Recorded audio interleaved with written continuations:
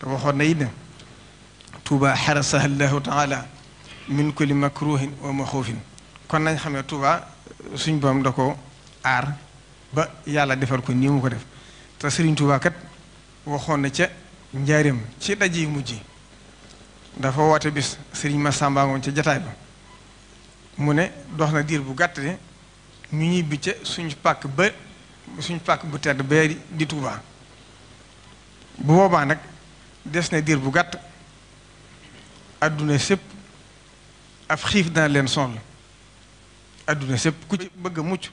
na dem ci sama pàkk ba ci Touba mooy des na diir bu gàtt ceddo yi danañ sonal nit ñi di nongu seen alal di faat seen bakkan ku ci bëgg a mucc na dem ci sama pàkk ba ci Touba mooy des na diir bu gàtt adduna jëpp dana def daay tàkk ba daj fépp ku ca bëgg a mucc na dem ci sama pàkk ba ci Touba kon nag nañ xam ne dëkk ci dëkk bi tawfeex la joo xam ne ku ko yàlla defar war ngaa sant yàlla bu baax te xam ne lépp lu Serigne Touba ñaan ci dëkk bi lu mu mën a doon muy ndox mi ak di courant bi ak lu mën a doon rek nañ nga xam ne ni ko Serigne Touba ñaane noonu lay demee ndax Serigne Souhaïbou Mbacké daana nettali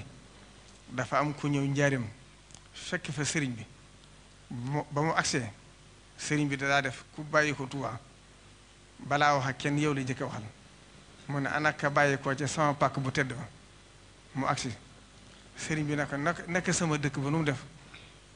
mu ne ko xanaa Mbàkke ma nga fay ñàkkum ndox lool Serigne bi ne ko lool des na diir bu gàtt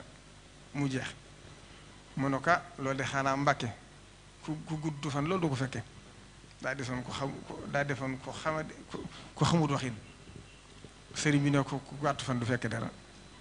ñu teg ci diir bu gàtt mu faatu